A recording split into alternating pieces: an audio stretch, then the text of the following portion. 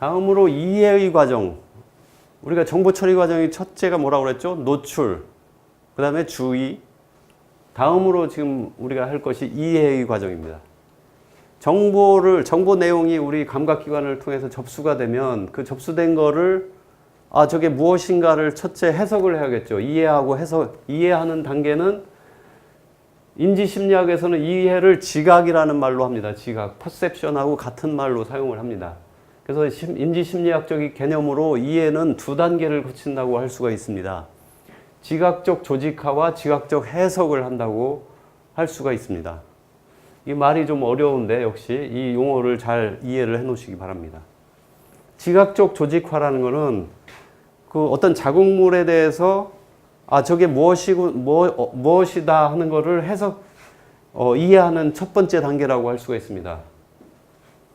사람들은 이 이해를 할 때 지각적 조직화의 단계에서 게스탈트 심리학의 방식에 의해서 지각적 조직화가 이루어진다고 합니다.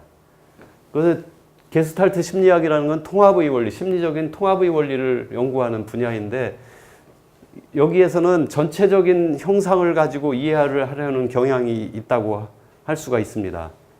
예를 들면은 우리가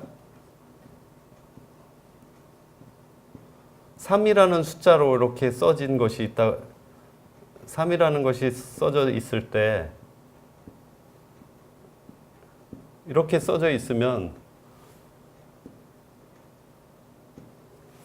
이걸 멀리서 보면 일자로 다 이해를 할 수가 있어요. 이거 전체를 통합해서 한 번에 이렇게 보기 때문에 3으로 보는 게 아니라 이 속에 있는 걸 보기 전에 전체 윤곽을 먼저 보는 거죠. 이게 통합의 원리, 게스탈트 심리학의 방식입니다. 그래서 이 지각적 조직화의 방법에는 지각적 조직화의 원리가 있는데 첫째는 단순화의 원리라는 것이 있습니다. 이 그림을 보시면 이 동그라미, 이 첫 번째 보여준 이 동그라미들이 각각 떨어져서 이렇게 구성이 되어 있는데 요거를 이런 식으로 그려서 이해를 할 수도 있죠. 저 원이 아니라 이런 사각형이 두 개가 겹쳐져서 저 모양이다. 이렇게 할 수가 있는데 보통 사람들은 요거를 이어서 생각해서 원으로 이해를 할 수가 있어요. 이렇게 복잡하게, 요거는 복잡한데 요건 단순하게 이해하는 거죠. 이렇게 이해를 한다는 거죠. 상식적으로 그렇지 않습니까? 이렇게 보는 사람이 있을까요? 이렇게 이해를 합니다.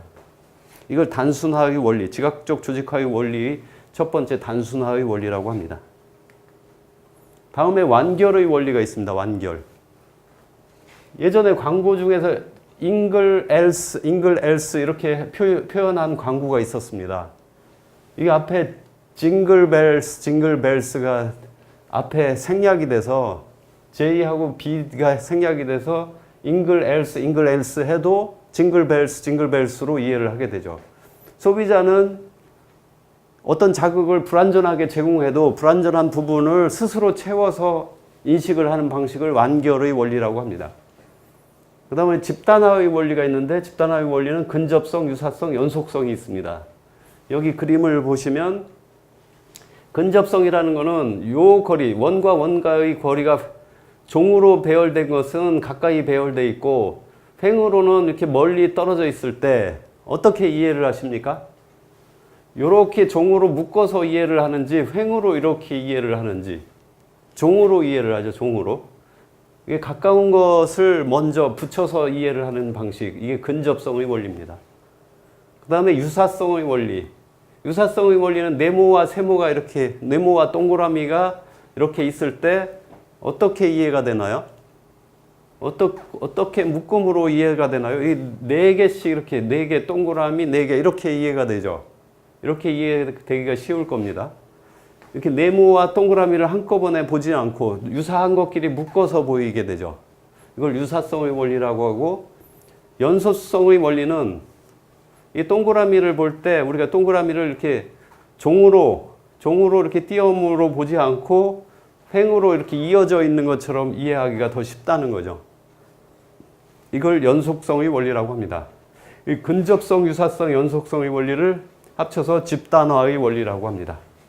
이 계속해서 용어가 많이 나오기 때문에 용어를 암기하는 것이 필요하다는 걸 여러 번 말씀드렸습니다. 이 용어를 모르면 아는 것도 헷갈릴 수가 있고 정확하지 않기 때문에 용어를 암기를 꼭 해놓으시기 바랍니다.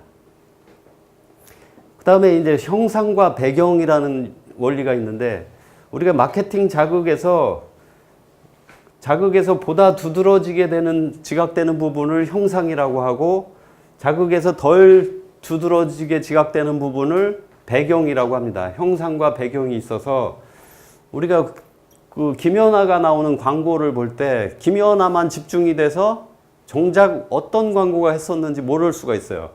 그럴 때 형상과 배경을 잘못 제시한 거죠.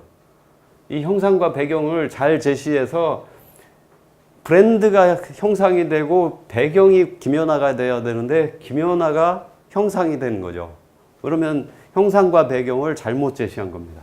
광고에서 제품 정보가 형상이 되고 광고 모델이 배경이 되도록 해야 됩니다. 여기 그림에서 이게 형상과 배경, 어떤 것이 형상이고 배경이냐에 따라서 이게 사람으로 보이기도 하고 이게 무슨 용기로 보이기도 하죠. 이것도 마찬가지로 형상과 배경을 설명하는 그림이 되겠습니다.